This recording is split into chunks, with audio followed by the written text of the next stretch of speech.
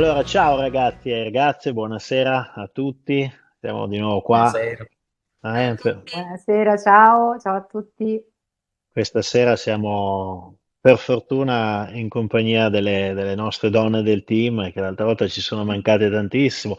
Nonostante che devo dire che Phil si è dato veramente da fare per cercare un minimo di tamponare, non nel senso PCR del termine, nel senso proprio di tamponare la mancanza, per esempio, di Serena, che normalmente ha nelle statistiche eccelle per quanto riguarda le domande. Però devo dire che è andata bene la scorsa puntata. Secondo me siamo stati apprezzati. Ho visto che il pubblico è stato molto interessato, nonostante anche un po'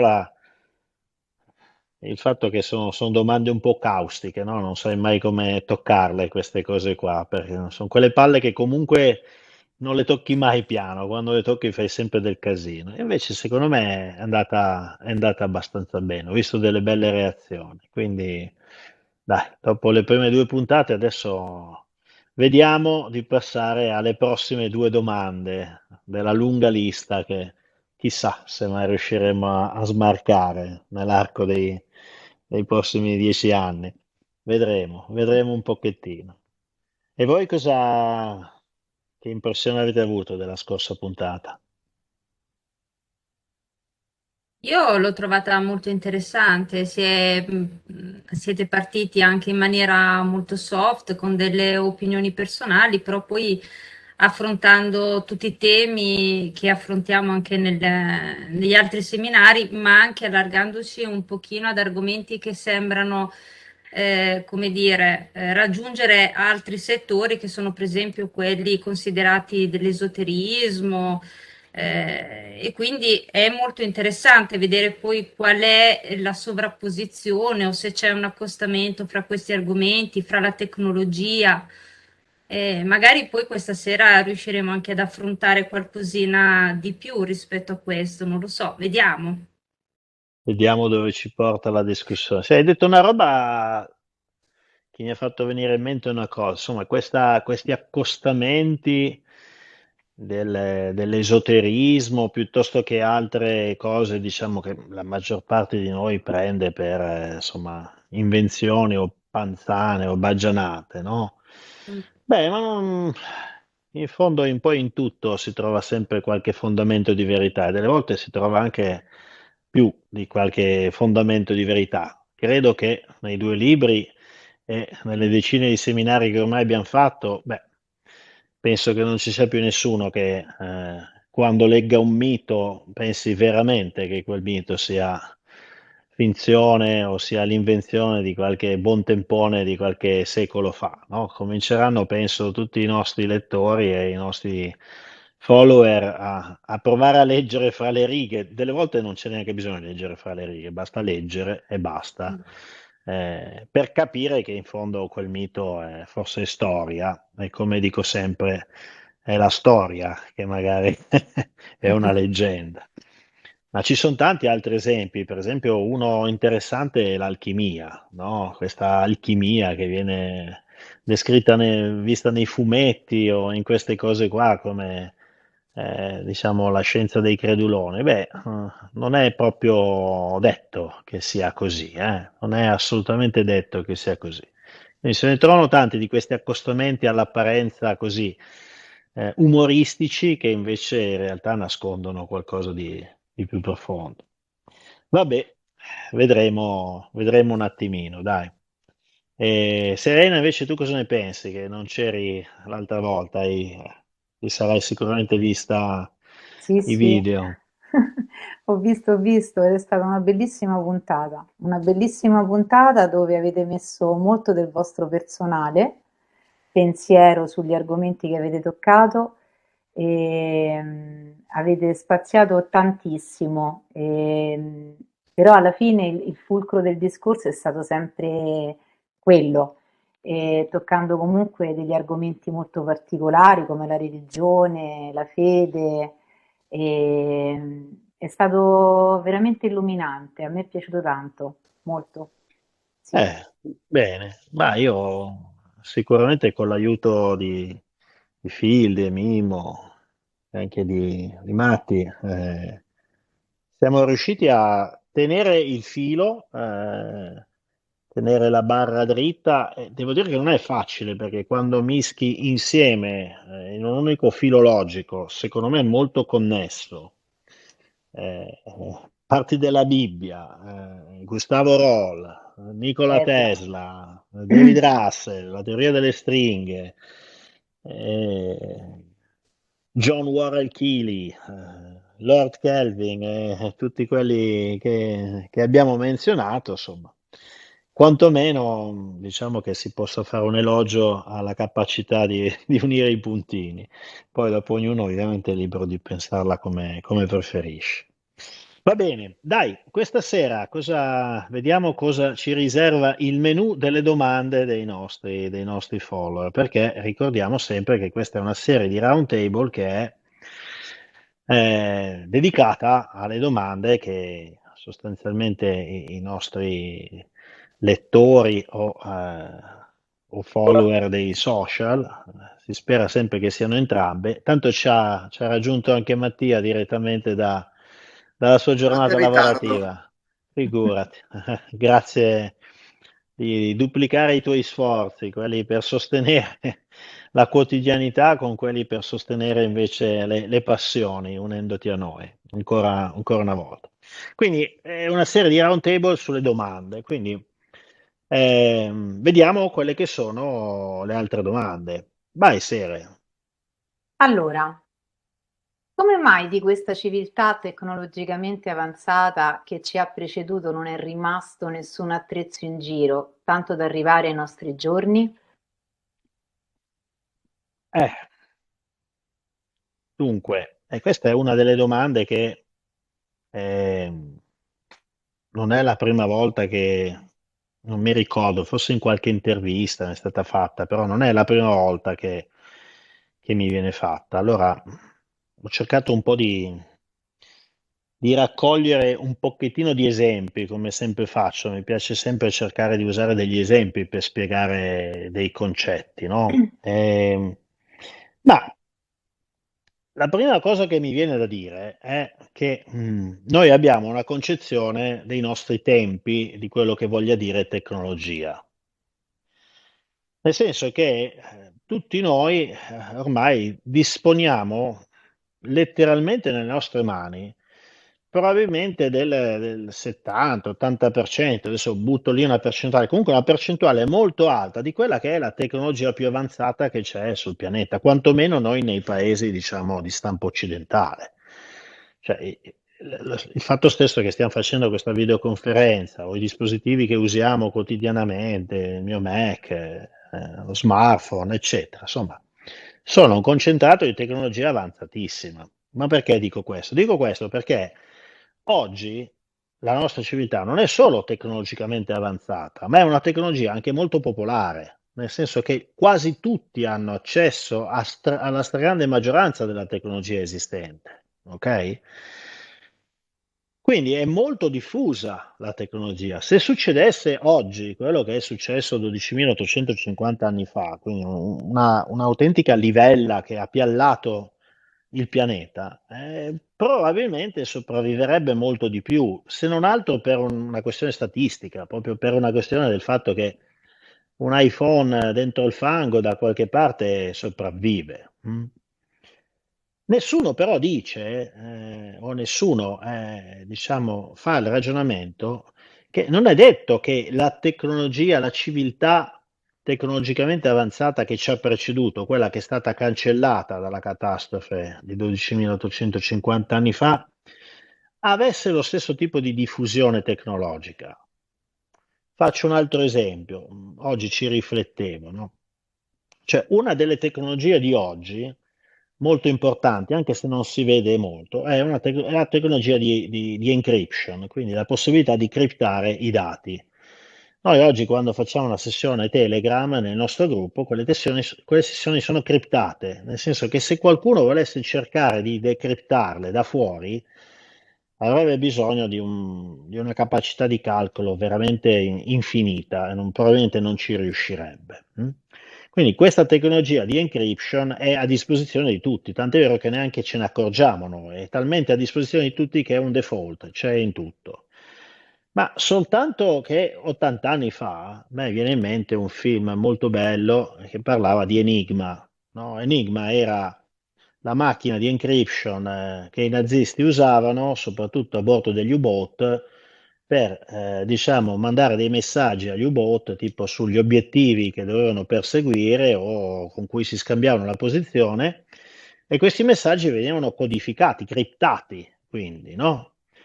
Beh, non è che 80 anni fa tutti a casa c'avevano la macchinetta di Enigma per mandarsi, insomma, il telegramma criptato. Ce l'avevano giusto le elite militari, tant'è vero che, insomma, la tecnologia di encryption di Enigma si è fatto sui film proprio perché era una tecnologia avanzata. Quindi con questo voglio dire che il grado di avanzatezza e il grado di popolarità della tecnologia sono due fattori diversi. È abbastanza evidente che quanto più è popolare la tecnologia e quanto più è facile che qualche pezzo sopravviva anche a una catastrofe disastrosa. Ora, la domanda da farsi dovrebbe essere, vabbè, a parte sapere bene quello che è successo, e quando uno capisce quello che è successo già non si stupisce che non sia arrivato nulla a noi. Però la domanda sarebbe da fare, quanto era popolare la tecnologia avanzata della civiltà precedente che ci ha preceduto? Perché quella è la domanda da farsi, no? E allora bisognerebbe andare a cercare un attimino di farsi un'idea di quanto fosse popolare. Ed è quello che io ho fatto per cercare di rispondere a questa domanda. E vediamo quali sono gli esempi. E il primo è, diciamo, uno dei tool preferiti che Serena ha in cucina, nei suoi cassetti degli attrezzi per fare le torte, lo shamir. Me l'hanno regalato a Natale. Che cos'è lo shamir? Beh, lo shamir è il punteruolo di Dio, il dito di Dio, il verbe di Dio, insomma, viene descritto, definito in tantissimi modi. In realtà le migliori descrizioni dello shamir sono quelle che sono contenute nei Midrash, che sono, diciamo, degli scritti, dei testi complementari Talmud. del Talmud ebraico e parlano appunto di questo dispositivo che viene descritto come un qualcosa di minuscolo, un qualcosa di minuto comunque, che aveva un potere incredibile di, diciamo, perforare con estrema facilità o comunque neanche perforare, delle volte anche proprio incidere nella materia senza fare rumore, senza generare apparentemente nessun tipo di attrito meccanico, insomma, viene descritto quasi come un qualcosa di energetico, mi verrebbe da dire. Ebbene, lo shamir quindi potrebbe essere proprio quello strumento con cui, diciamo, hanno realizzato queste meraviglie, questi intagli nella roccia pura che noi continuiamo a non capire come siano possibili. Sto parlando del Sud America, sto parlando di Giza, sto parlando insomma del Serapeum, sto parlando di tutti i luoghi del mondo, Medio Oriente, scusa, il Middle East, dove si trova e anche l'est asiatico, dove si trovano queste lavorazioni impossibili della roccia più dura che noi oggi non riusciremo a generare. Beh, ho trovato interessante ragionare su questo passaggio, che è un passaggio che ho riportato in Prima di Noi. È il passaggio in cui Re Salomone, in procinto di edificare il suo tempio, diede l'ordine di recuperare quello che forse era l'ultimo shamir funzionante e sopravvissuto al diluvio universale.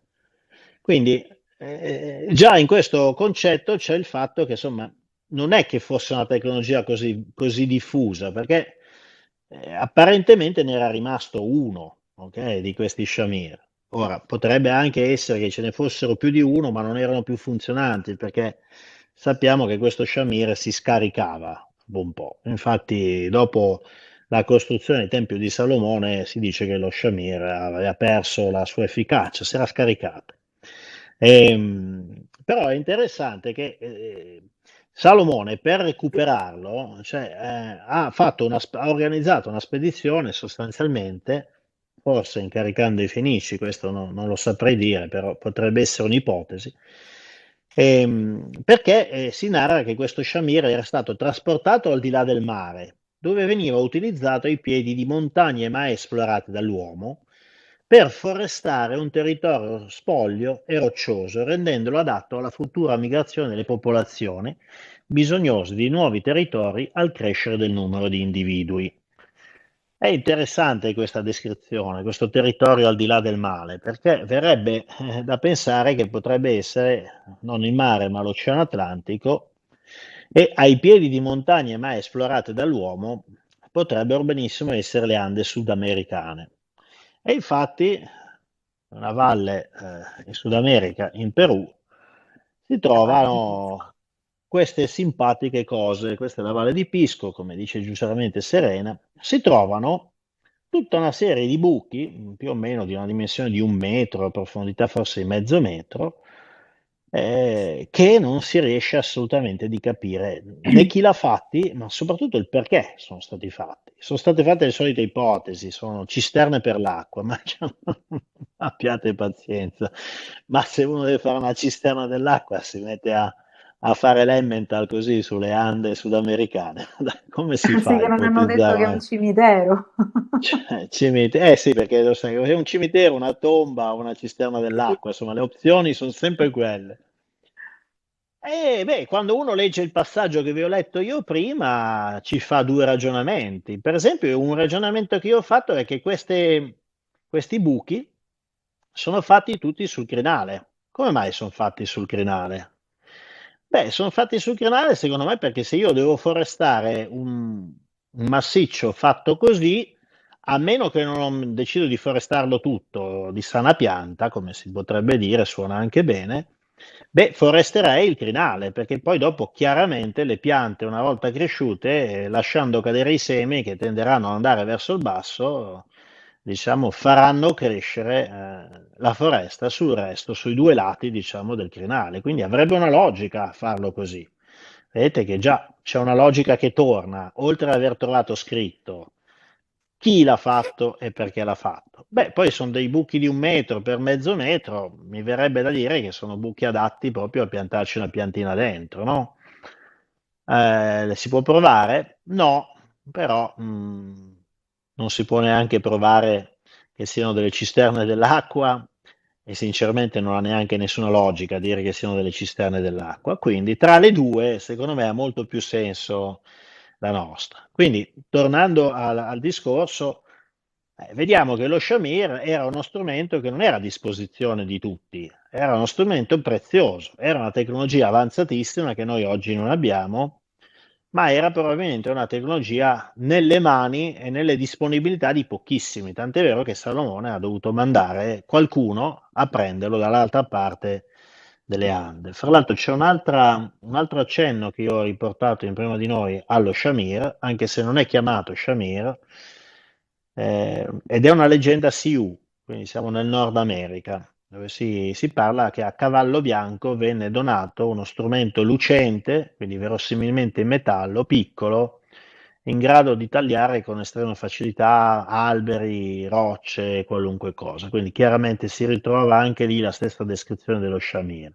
In Nord America però. Serena, Ti volevo fare una domanda. Tu hai detto, seguendo questo ragionamento, che non tutti avevano la facoltà di maneggiare o comunque avevano questo tipo di tecnologia a disposizione. Se non ricordo male, Flinders Petrie aveva anche lui questo sospetto, perché quando poi appunto lui ha scavato tantissimi anni in Egitto, ha trovato questi fori che erano stati fatti e avevano dentro, diciamo, sembrava quasi trapanati da qualcosa, perché tra una linea e l'altra erano tutti identici e la distanza tra l'uno e l'altro era uguale. E lui diceva che finché si trattava di calcare si poteva anche pensare a un trapano, però per quanto riguarda la diorite, il granito, lì proprio stiamo fuori oltre ogni ragionevole dubbio. Quindi lui era convinto che potevano essere questi strumenti a disposizione di pochi, magari quei sacerdoti dal cranio allungato, io posso aggiungere, che sono stati sepolti con loro oppure magari sono spariti proprio perché erano pochi questi strumenti a loro disposizione. Sì, infatti, guarda, ho la citazione a cui tu fai riferimento, che è una citazione di un libro molto bello, I templi e le piramidi di Giza.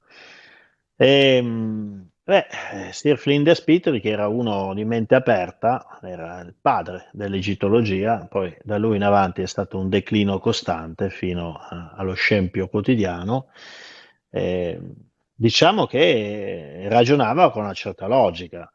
Allora, premesso che lui stesso ha detto che con la tecnologia moderna, quantomeno moderna ai suoi tempi, quindi siamo all'inizio del 1900, comunque non si era in grado di fare quei fori tubolari all'interno della roccia, quindi lui ammette che comunque non si era in grado, però dice sicuramente se l'hanno fatto non l'hanno fatto con un pezzo di bronzo o con qualcosa del genere, era quantomeno una punta diamantata, quantomeno e doveva essere una punta diamantata.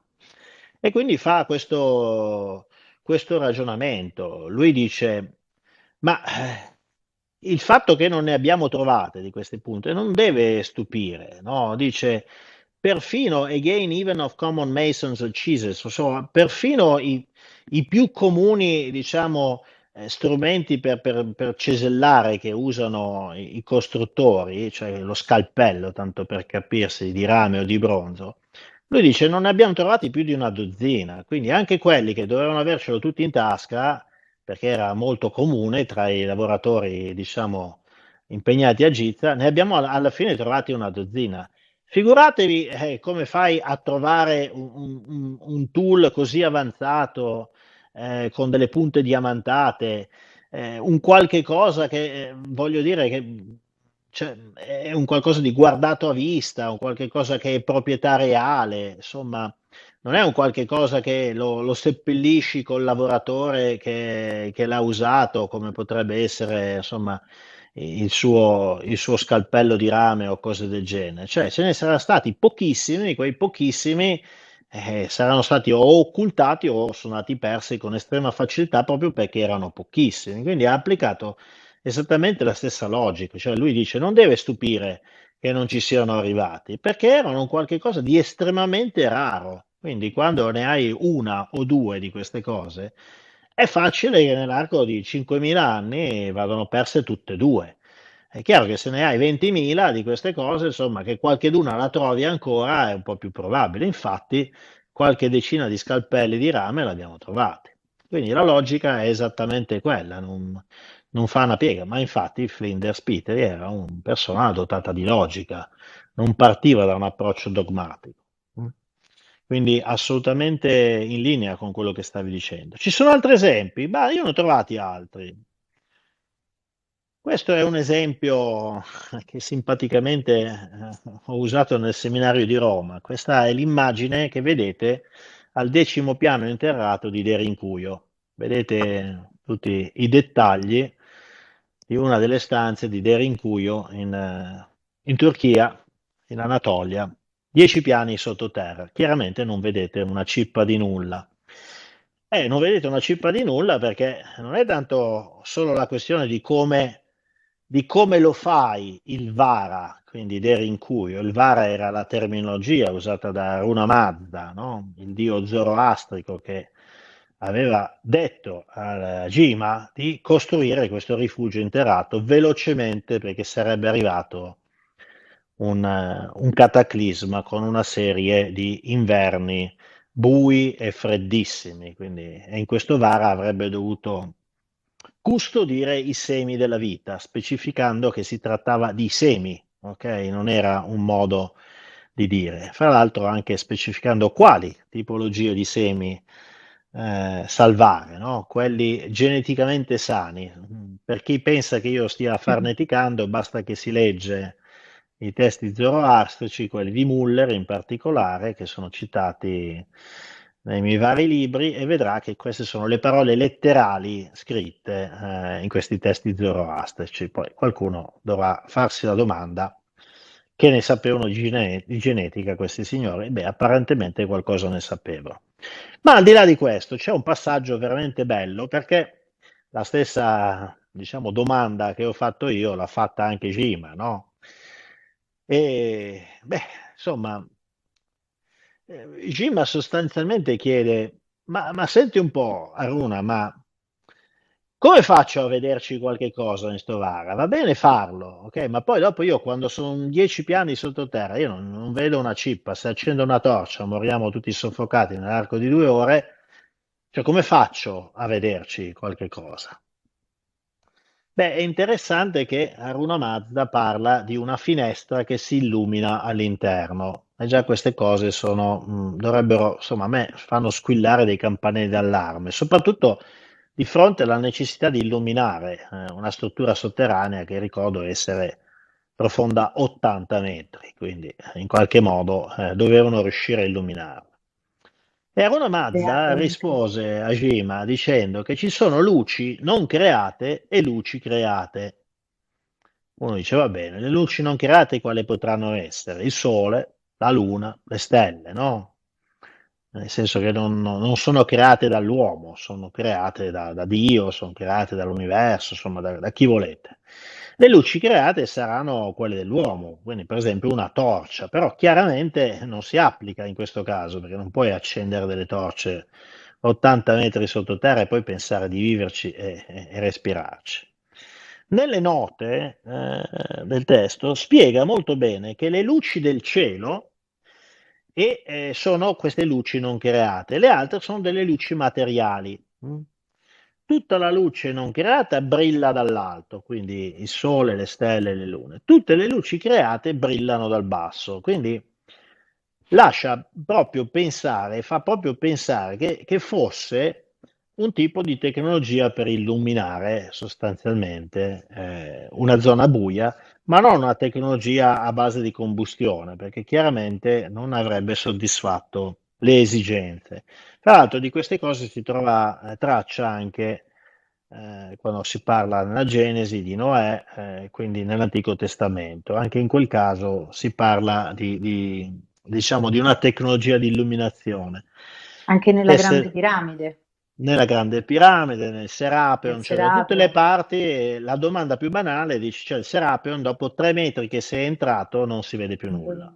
Ci sono filmati dove sono stati ripresi nelle zone buie del Serapeon, quelle non adibite al pubblico, non si vede autenticamente nulla, ok? Quindi è impossibile fare qualcosa e non ci sono tracce di fumo e di combustione, così come nella Grande Piramide. Quindi in qualche modo le hanno illuminate.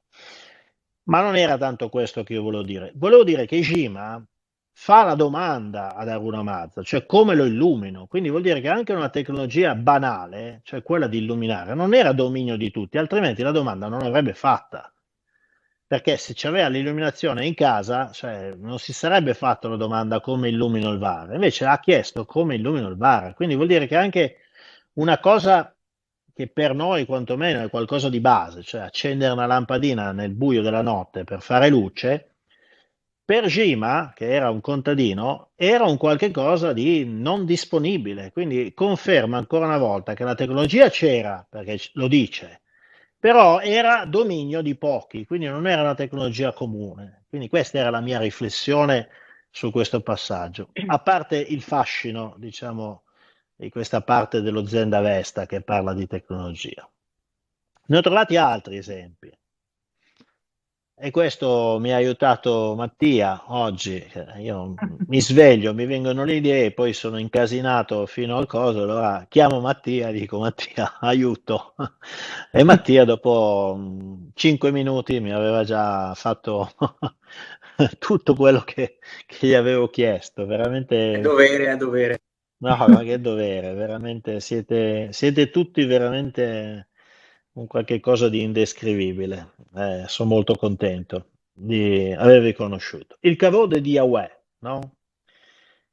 Ci sono i passaggi dell'Esodo, quelli in cui Mosè, diciamo, sale sul monte Sinai e incontra Yahweh, che sono interessanti. Allora, qui c'è in parte la traduzione che trovate sulla Bibbia cristiana, quella CEI, a parte alcune parole che io non ho tradotto nella maniera veramente, come si può dire, ingannevole con cui sono state tradotte e li ho lasciati nella loro versione ebraica.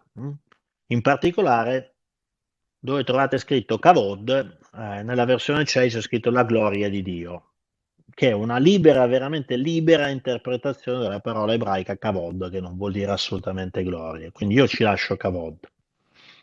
Mosè disse, ti prego, fammi vedere il tuo Kavod. Quindi dice a chi? Non a Dio, a Yahweh, un guerriero sanguinario, giusto per riportare nei giusti termini la discussione. Quindi Mosè, che è il capo, diciamo, del popolo israelita, che in teoria Yahweh sta reclutando come un'armata per farsi i suoi interessi e conquistarsi i suoi territori a spese di cugini, zii, fratelli e sorelle, perché questa è la descrizione del contesto, gli dice, vabbè Mosè, ma io, cioè, qui ci sono io che ci metto le palle sul ceppo, cioè che rischio, quindi fammi un po' vedere sto Kavod. E perché gli chiede di fargli vedere il Kavod? Perché il Kavod è la tecnologia avanzata in possesso del nipotino, no? Di Yahweh, dell'Anunnaki di turno. E che cos'è questo Kavod? Beh, Biglino ci insegna che il Kavod è un oggetto pesante che gironzola nell'aria, quindi più o meno la stessa cosa del Ruach, no? Un qualcosa di meccanico che sposta l'aria con frastuono, quello che forse probabilmente gli indiani chiamano Vimana, insomma, ognuno ci ha dato il suo nome. Quindi gli dice fammi vedere il tuo Kavod, non la gloria, fammi vedere la tua gloria. Ecco, tutto torna, no? Cioè, se la leggi così è molto più logica che se la leggi come ti dicono di leggerla, che non si capisce nulla, sempre il solito discorso. E Yahweh cosa gli risponde? Dice: Sì, sì, tu non puoi vedere il mio volto perché l'uomo non può vedermi e vivere. Quindi gli dice: Se tu mi guardi dal davanti, ok? Mentre arrivo col mio Kavod, smetti di vivere, muori, sostanzialmente, gli dice. È già interessante che un Dio, come dice Biglino, che un Dio dica a Mosè, il suo prediletto, il suo seguace, dice, guarda che se mi guardi davanti muori. No, ma scusa, se sei Dio, cioè, voglio dire, com'è sta cosa? C'è un conflitto di interessi palese qui, no? Voglio dire, devi spiegarmela sta cosa. E va bene. E poi Yahweh dà il suggerimento, dice, quindi non mi aspettare mentre arrivo col mio Kavod, no? Qui c'è un luogo qua vicino a me e mettiti lì dove c'è quel sasso, dove c'è quella roccia, no? E quando passerà il mio Kavod, no la mia gloria, quando passerà il mio Kavod, quindi quando passa proprio si capisce che è un oggetto che si sposta, io ti nasconderò in una buca vicino al masso e ti coprirò con la mia mano affinché io sia passato. Quindi tieni la testa giù, gli sta dicendo, cioè non guardarmi, copriti, stai nella buca, stai al riparo dietro la roccia. Poi dopo, quando tolgo la mano, mi guarderai, mi potrai guardare da dietro, ma il mio volto non lo devi guardare, se no muori. Ora, a parte ovviamente l'interpretazione tecnologica di questo Kavod, è interessante che quando Mosè incontra Yahweh sul monte Sinai, Yahweh è a piedi, non è col Kavod, ok? Allora, se tu sei un Anunnaki di quelli anche, diciamo, abbastanza importanti, poi Yahweh non era poi così importante, ma proprio in questo sta il punto. Come mai non vai in giro col tuo Kavod?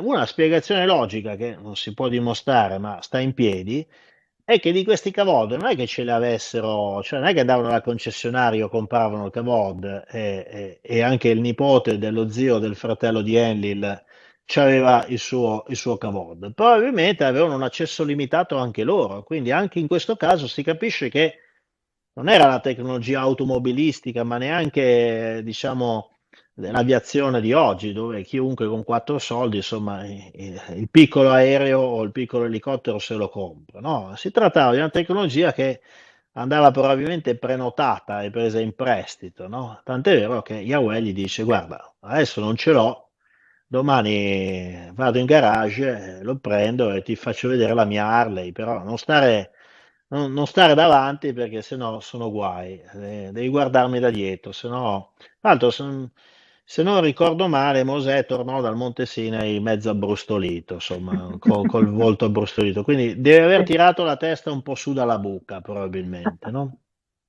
Però, adesso a parte lo scherzare sulla tecnologia, che non è l'argomento della domanda, ma di nuovo si capisce che non era una tecnologia popolare come potrebbe essere l'automobile oggi, eh. Era un qualche cosa di un pochettino un po' più. Tra l'altro, Max, se posso aggiungere una cosa, Biglino in una conferenza dice che in una sua conferenza, durante questo passaggio in cui lui racconta appunto del cavoto e di Mosè che torna brustolito, Yahweh che dice appunto se mi guardi davanti muori, non ci posso fare nulla, se mi guardi da dietro invece sopravvivi, si alzò, credo, un fisico o comunque qualcuno ha lavorato in fisica e disse io so che cos'è quella cosa lì. E se non sbaglio disse fosse un motore a Al plasma, microonde, Al al plasma, al plasma. sì. plasma. Sì, sì, sì. Sì, vabbè, insomma, ognuno poi si farà l'idea che vuole. Io La domanda personalmente era, ha senso? Cioè, secondo me può essere una cosa del genere? non lo so, non saprei davvero dire perché questo esperto abbia detto quello, che comunque anche un motore al plasma, per quello che so io, emette del plasma, per cui se io mi sposto verso di te, in teoria stando davanti dovrei essere più al sicuro che stando dietro sul tubo di scappamento, tanto per capire. Quindi non lo so, non saprei commentare, devo dire la verità. Quindi Max, ascolta, volevo chiederti anche un'altra cosa. dimmi, Per quanto riguarda notare la... come Phil questa sera è stranamente silenzioso, non fa domande. Prego, la Serena. la facoltà di utilizzare questi strumenti, tipo lo sciamire, che era soltanto ad appannaggio di pochi, c'è anche il fatto che veniva custodito in una determinata maniera, perché questo, almeno secondo i Midrash ebraici, dicevano che andava messo dentro una specie di scatola di piombo con dentro, mi pare, l'avena o comunque un frumento che lo teneva isolato e tra l'altro dovevano essere ricaricati. Di qui si affaccia la possibilità dell'Arca dell'Alleanza. Sì, c'è questo aspetto che, diciamo, quando hai una tecnologia avanzata, non è che la dai in mano a tutti, hai dei tecnici specializzati, cioè non è che adesso la SpaceX, se arrivo io, me la fanno guidare, non penso. E quindi evidentemente era un qualche cosa, ripeto, ad appannaggio a maggior ragione di pochi, anche perché in pochi erano in grado di usarlo. Fra l'altro, hai toccato un altro punto, erano pure pericolosi questi strumenti, perché sicuramente dell'Arca dell'Alleanza, che è un altro dei vari esempi che abbiamo, era uno strumento estremamente pericoloso. Ci sono descrizioni di gente che ci ha lasciato le penne perché l'ha toccata non sui pioli di legno che la isolavano, no? Si è avvicinato, evidentemente ha toccato e si è preso una secca e l'ha lasciato lì dove era. D'altronde viene descritta come un'arma, no? Che faceva scempio degli avversari quando veniva portata dagli ebrei sul campo di battaglia. Quindi si capisce che anche in quel senso era un qualche cosa ad appannaggio di pochi. Qualche altro esempio?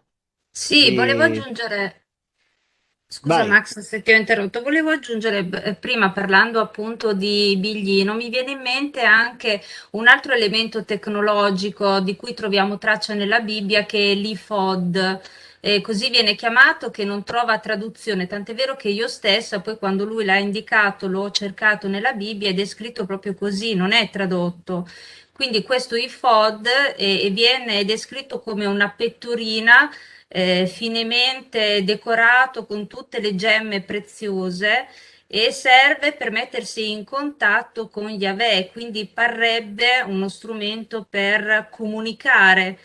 E anche sull'iPod viene descritto proprio molto bene, sembra essere assolutamente uno strumento tecnologico. Tra l'altro, nelle conferenze, come ricordava anche Mimmo, scherzando, Biglino dice appunto che ricorda molto qualcosa di odierno, che è l'iPhone.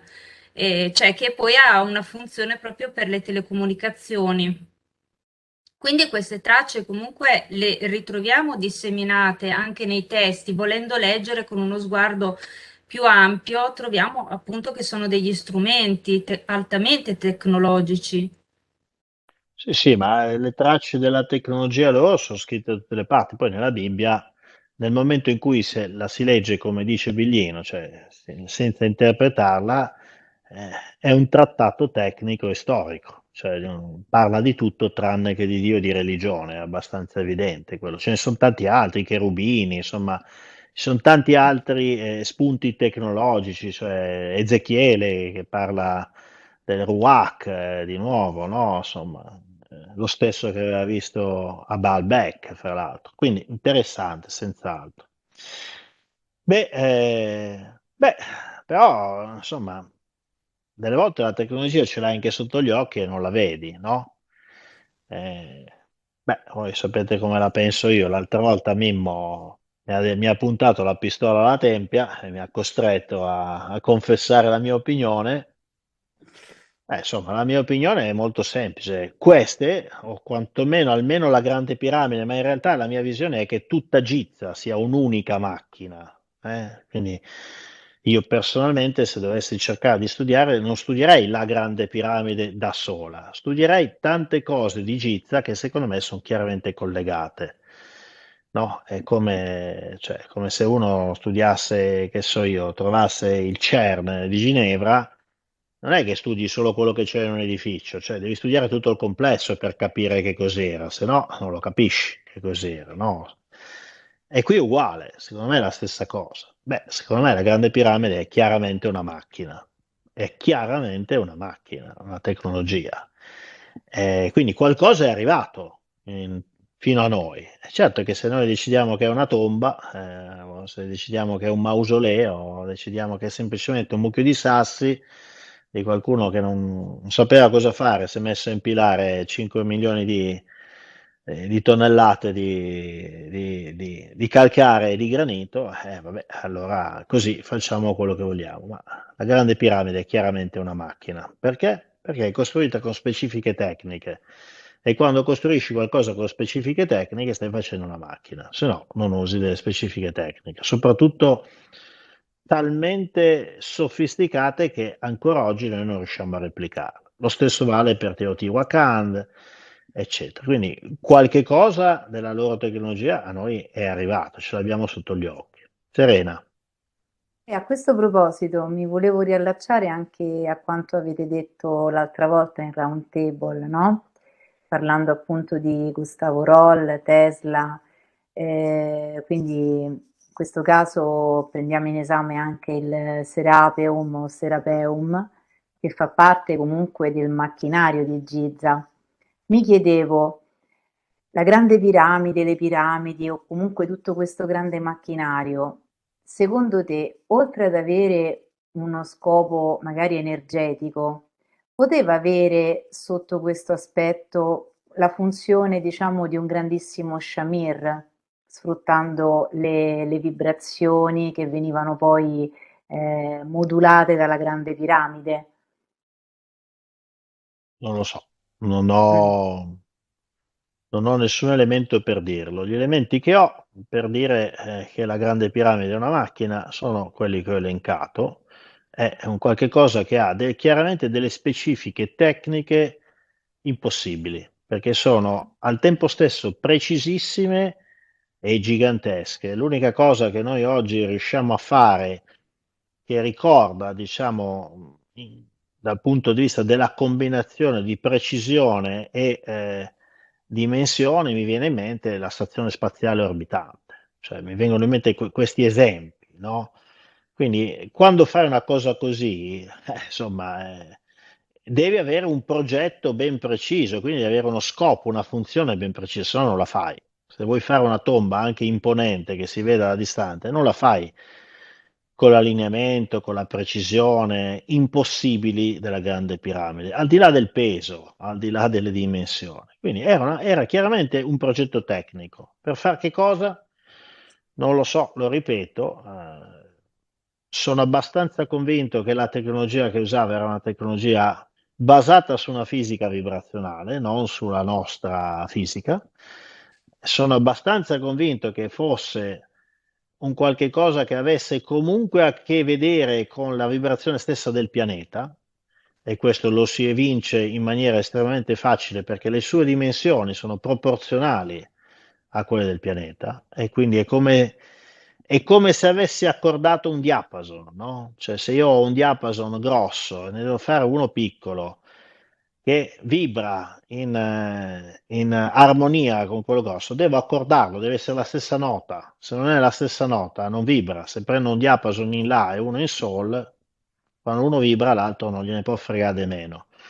E in questa proporzione così precisa delle dimensioni della piramide con quelle del pianeta, io ci trovo questa sconosciuta, perché noi questa fisica l'abbiamo dimenticata, qualcuno anche solo 150 anni fa la conosceva, ma noi l'abbiamo dimenticata. Ci trovo però questo concetto di armonia, quindi il motivo per cui la Grande Piramide ha quelle precise dimensioni così precisamente allineate con quelle del pianeta è perché era in armonia col pianeta e quindi probabilmente estraeva anche energia dal pianeta. Vibrava grazie all'energia del pianeta. Guardate che non sto dicendo nulla di così pazzesco, Cioè, ci sono dei prototipi di generatori di energia, cioè che sfruttano la rotazione terrestre, quindi estraggono energia dalla Terra. Quindi in teoria praticamente rallentano leggermente il moto della Terra, ma l'energia della Terra è talmente tale che, voglio dire, estrae talmente tanta di quell'energia che poi magari fra 100.000 anni hai rallentato di un secondo la rotazione terrestre. Quindi ci sono prototipi funzionanti di queste tecnologie, quindi non stiamo dicendo assolutamente di nulla. Fra l'altro che si basano proprio sul movimento, quindi se volete sulla vibrazione terrestre, quindi assolutamente nulla di strano stiamo dicendo. Certo fatto con un livello di sofisticazione che ancora noi oggi non riusciamo assolutamente a comprendere. Hai menzionato, Serena, scusa, c'era una domanda di Vanessa, vero? Sì, no, volevo chiedere sempre sulle piramidi, no? Tu presupponi che le piramidi siano post-diluviane, quindi dopo il diluvio, siano state costruite dopo il diluvio universale, comunque a prescindere dal loro allineamento, rispetto al Polo Nord. Io mi chiedo, perché poi loro hanno abbandonato questo progetto tecnologico e- che poi probabilmente era una macchina che produceva energia? Perché loro, dico loro perché loro erano quelli che governavano e quelli che avevano questa tecnologia e avevano il potere, perché poi abbandonano questo progetto, abbandonano questa modalità di fornire o di utilizzare questa energia e non troviamo più traccia? Perché questa tecnologia non è poi andata avanti e viene abbandonata? Beh, innanzitutto dobbiamo ragionare sulle scale temporali, perché cioè, qui non stiamo parlando di 1 o 2 secoli, qui stiamo parlando di 11.000 anni fa, perché più o meno quello è il periodo. Cioè, fra 11.000 anni delle nostre centrali energetiche, secondo voi, cosa ci sarà ancora in funzione? Fra 11.000 anni. Cioè, sareste stupiti se trovate delle centrali nucleari in disuso, non più usate da migliaia di anni. Io no. Quindi, voglio dire, non dovrebbe neanche stupire sta cosa. Perché l'hanno abbandonata? Non lo so. Perché si sono ritirati in disparte? Perché hanno lasciato la sovranità nelle mani dell'umanità e si sono ritirati in quello che personalmente penso essere il governo ombra, che mai come in questi 2 o 3 anni si sente ma non si vede, no? Non te lo so dire questo, Serena, Vanessa, non te lo so dire. Evidentemente a un certo punto hanno deciso di cambiare strada, di procedere in maniera diversa. Tra l'altro la Grande Piramide ha dei segnali che qualcosa è andato storto, no? Ne parlai in qualche conferenza, non ricordo in quale, ma ne parla molto bene di questo il solito Sir Flinders Petrie.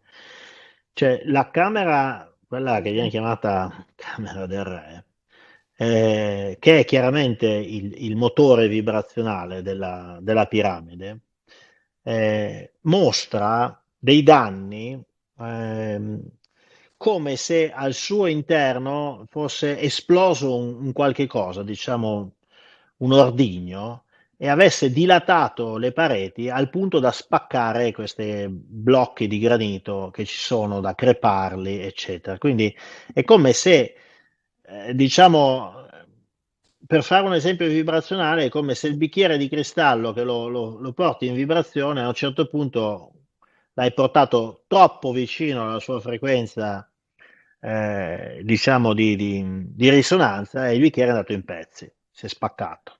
Quindi sembra proprio che sia scappato il controllo e si sia danneggiata. Quindi potrebbe anche essere quello il motivo, che si è danneggiata e non l'hanno più riparata, non c'era più l'interesse. Non te lo saprei dire.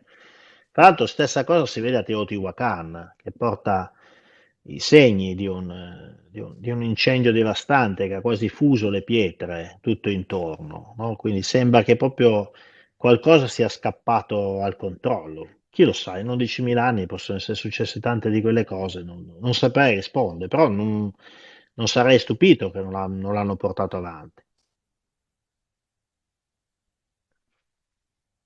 Serena ha menzionato un altro esempio che abbiamo sotto gli occhi, no? Il Serapeum di Saccaro. Chiunque abbia letto l'inserto di prima di noi o abbia visto qualcuno dei seminari che abbiamo fatto, magari ne faremo qualche d'un altro. Beh, insomma, quando vedete una cosa del genere, mi volete mica veramente a dire che questa cosa qui è la bara dei tori sacri di Zaya Was, cioè, ma neanche se fossero delle galline dalle uova d'oro gli fai una bara fatta così, anche perché noi non siamo in grado di farla questa cosa qua. Ora, di nuovo, perché questa secondo me è chiaramente una macchina, ma cioè, poi il Serapeon è la pistola fumante, veramente, perché non ci sono spiegazioni.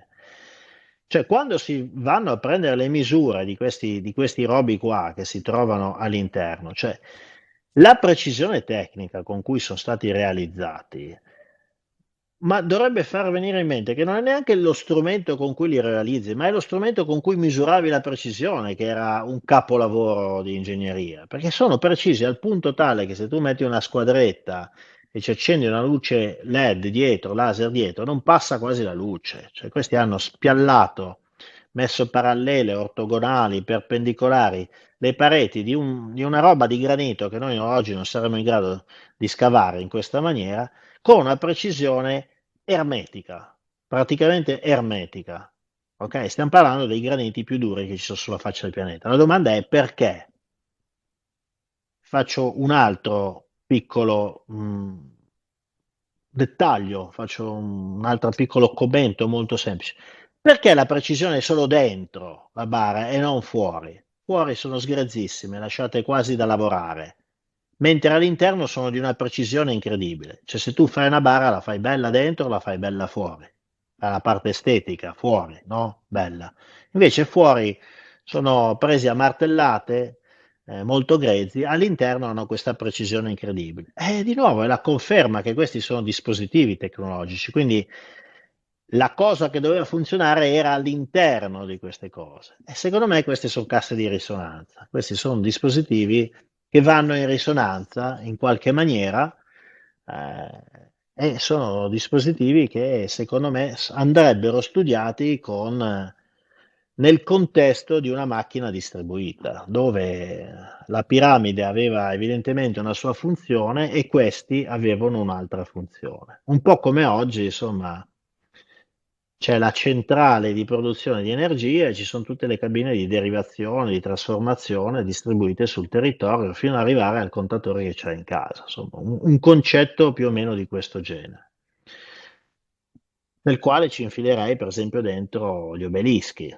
che secondo me anche idea di fare questi obelischi di marmo, che sono dei diapason naturali, insomma, qualche cosa a me farebbe venire in mente.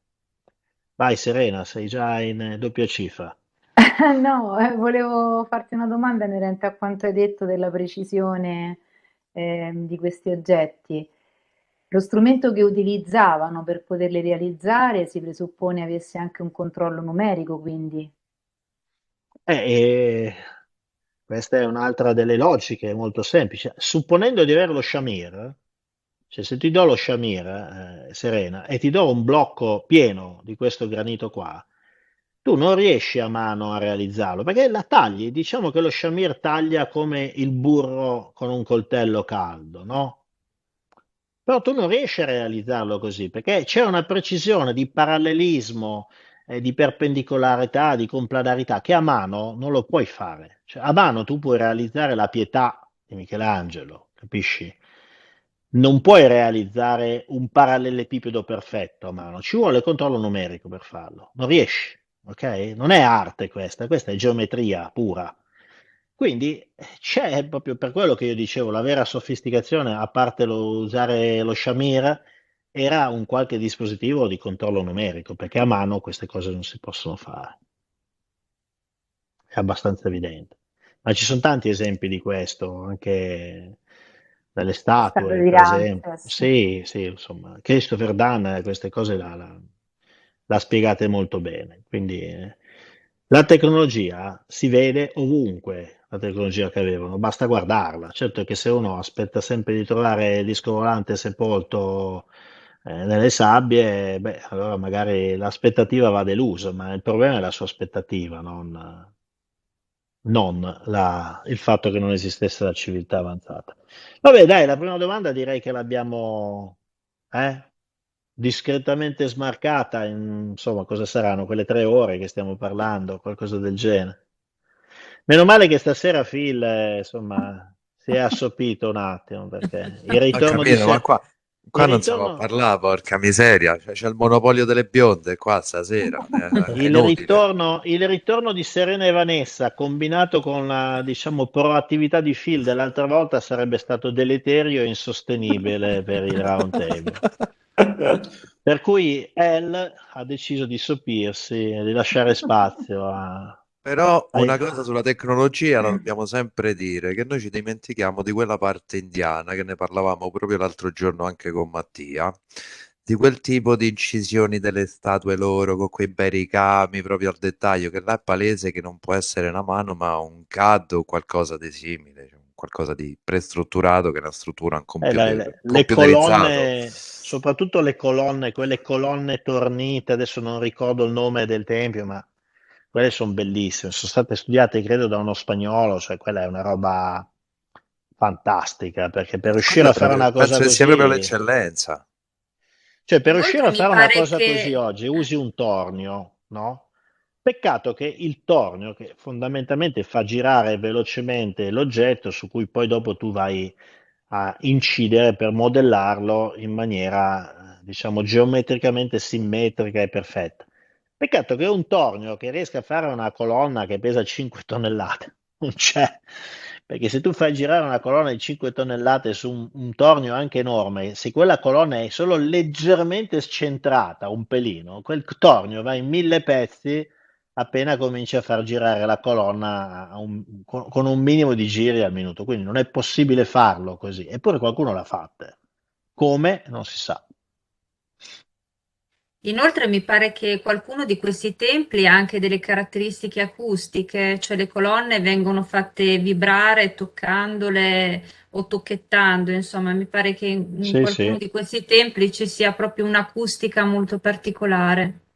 ma le caratteristiche acustiche le troviamo in tutto quello che viene analizzato, che ci viene dal passato. Per esempio a Roma al seminario abbiamo parlato tantissimo di Malta, no? Il Salafeo di Malta, cioè che è questo cimitero, perché siamo sempre alle solite, è sempre tutto un cimitero.